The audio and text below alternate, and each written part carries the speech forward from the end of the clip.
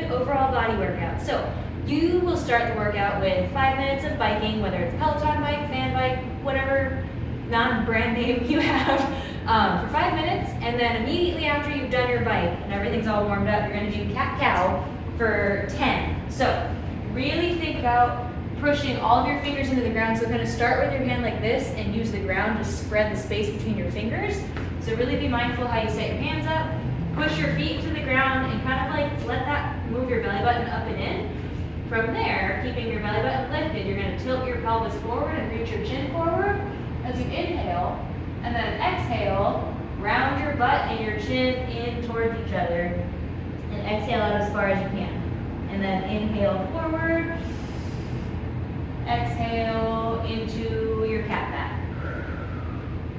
So we'll have you do 10 of those. The next thing, using the mobility that you got from cat-cow, is tabletop T-spine inhales. So you'll maintain that tabletop position. So this position, really focus on pushing your feet down. So if you need to, you can roll up a mat or put something under the front of your ankles to give you more grounding, because you need to really ground your feet.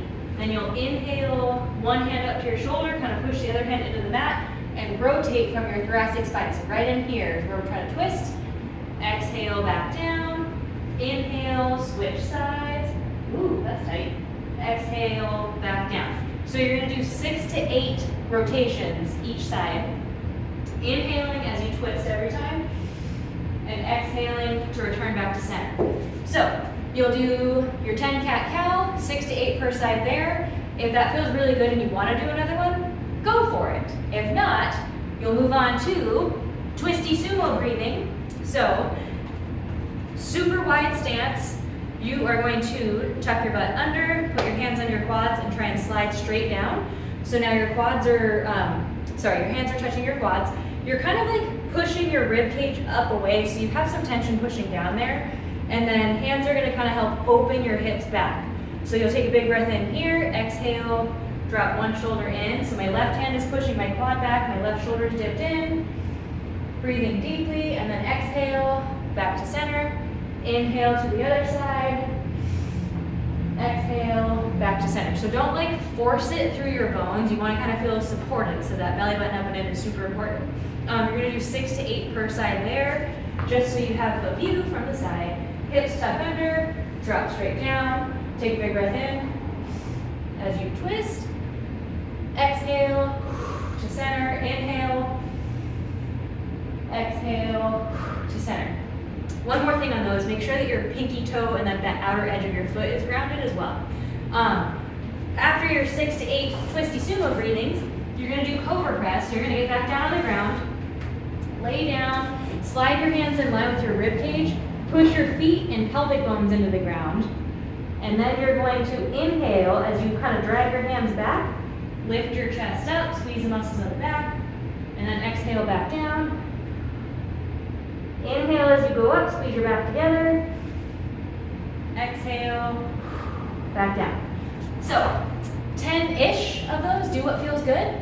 And then once you've done your cobra press, we're gonna have you stand back up again for teapot reaches. So, your little teapot short and stout, but we're gonna have both arms up. You're gonna think about taking your time getting there. So, I tend to flare my elbows out, super common because my pecs are tight, right? So, start out with your elbows parallel to each other.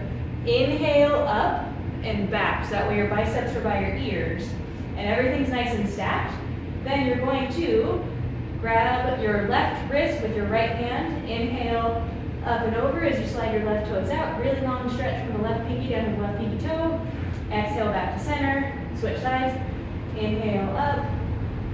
Exhale back down. So front view. Inhale up and then grab wrist. Inhale to extend, exhale to come back, inhale to extend, exhale to come back. So it doesn't have to be super steep, but 6 to 8 each side there. And then you can do that all one more time if you want, or if you feel pretty good after the first 5 things that you've done, plus the bike, you may move on to the strength part, which is next.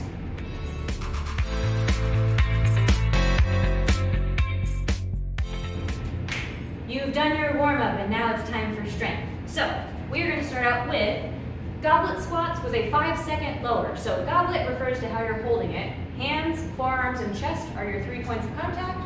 You're gonna try and keep your chest up tall without arching your back, right? So just stand up as tall as you can, and then you're gonna take 5 seconds to lower down. So you'll take a big breath in, engage your abs, and 3, 2, 1, and then come back up. So you're lowering down in 5 seconds. 3, 2, 1, and back up. So part of the slow lowering process, or like the slow eccentric part of the movement, is to help you kind of figure out what's going on in your body. So pay attention if there's a spot that your body's like, nope, we go fast through here. I used to have one of those because of my knee surgery that I had. Sometimes you'll notice that your hips kind of like wiggle side to side. Just pay attention to all these things and try and think about if there's a way that you can make it feel better in your body today, and then work on those things over time. So 6 to 10 of the 5-second squats. And next is dumbbell alternating hammer curls. So first is a traditional bicep curl where you could rotate and squeeze your pinky up toward your armpit. These ones, you're gonna keep your palms neutral, or how my arms are right now, facing each other. So I always start on my non-dominant side, so curl up, elbow comes slightly forward, lower it back down, other side, lower back down. So things you want to avoid are scooping up and letting the weight move your torso up and back, right? So you want to be nice and tall, curl up, lower down, curl up, lower down, up to 10 per side. So see how you feel with those. And then your final thing of this workout is pike with alternating reach. So you are going to get set up with your hands wider than shoulders, thumbs kind of point towards each other as if they meet in the future. And then you're gonna have your feet wider than the mat or shoulders, and lift your hips up high. So it's not downward dog, your heels don't need to be on the ground. You're gonna be up here, really push your left hand into the ground as you take a big breath in to reach your right hand towards your left ankle. Inhale forward, exhale twist. Inhale forward, exhale twist. So if you want, you can hold this position longer and try and breathe into the areas that you feel stretching, or you don't need to. If this is too much on your shoulders, message me and I'll give you a substitute. But you're gonna do up to 10 per side there. So you have 6 to 10 goblet squats that are 5-second lowers. You have 10 per side on the alternating dumbbell hammer curls, and then you have up to 10 per side on the pike with reaches. I hope these work for you. Let me know if you have questions, and have a good day.